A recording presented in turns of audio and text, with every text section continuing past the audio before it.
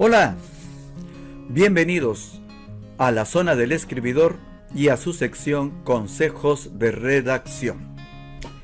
En este capítulo vamos a conversar acerca de errores en el uso de los verbos impersonales. Espero que les sea de utilidad. Primero, una aclaración.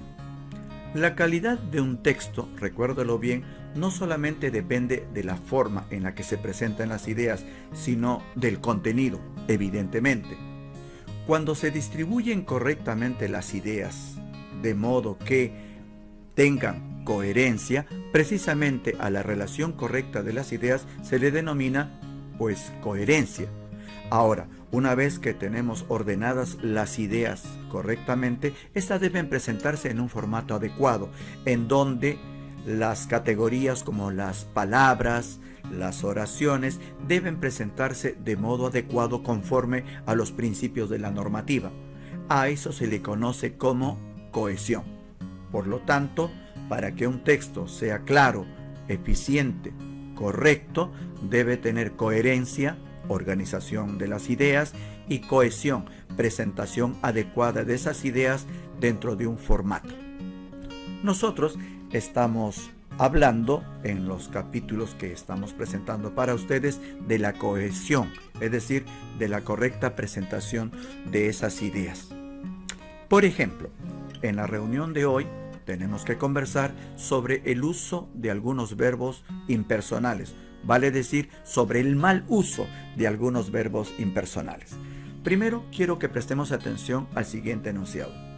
Dice: aunque no creas, siempre habrán amigos que nos respalden.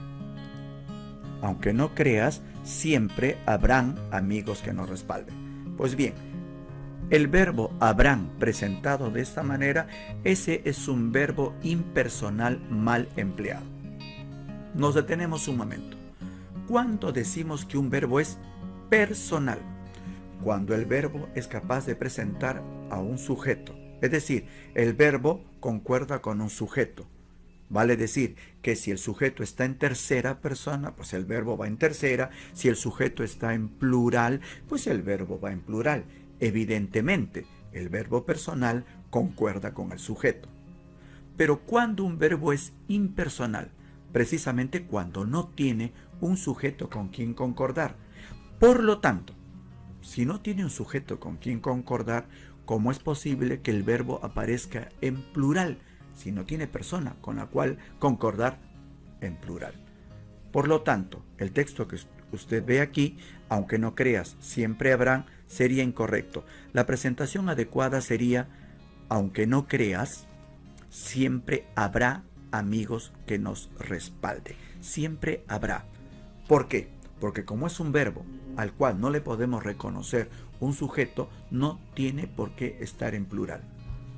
Ese es uno de los descuidos más comunes en la formalidad de un texto: usar un verbo en plural cuando es impersonal y no le corresponde.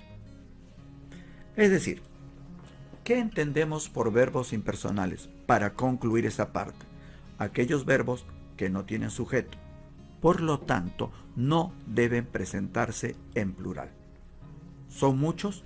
No. Y no siempre el mismo verbo aparece en situación personal o impersonal. Pero, mucho cuidado, que cuando el verbo es impersonal, repito una vez más, no deben estar en plural.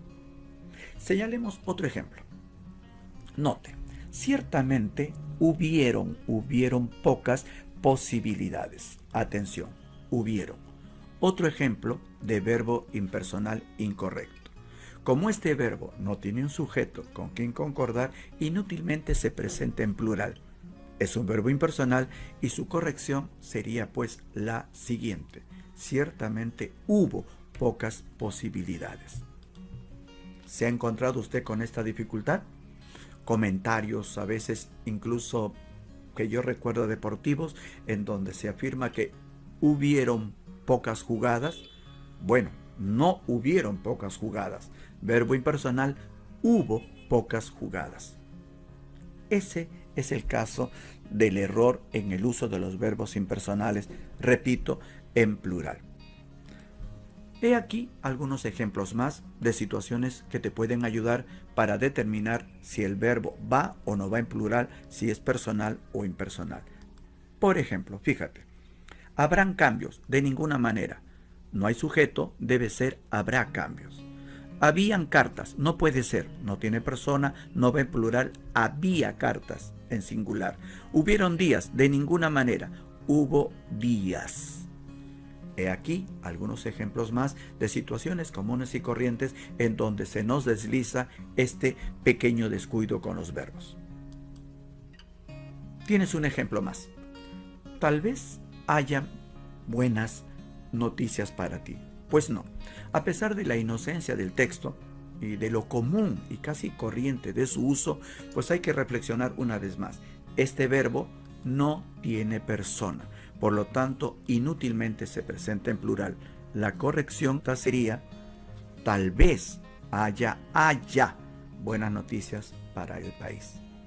Recuerde, si bien la formalidad de un texto de pronto no le resta profundidad a la idea que queremos expresar, la cohesión, la forma también suma a nuestro enunciado la suficiente seriedad, si se aplica las normas de la gramática castellana con la suficiente moderación. Entonces, no olvidar, algunos verbos impersonales inútilmente aparecen en plural, deben aparecer en singular y tu texto, al menos en la forma, cobrará una mayor cohesión. Espero que te haya sido de utilidad este consejo. Muchísimas gracias.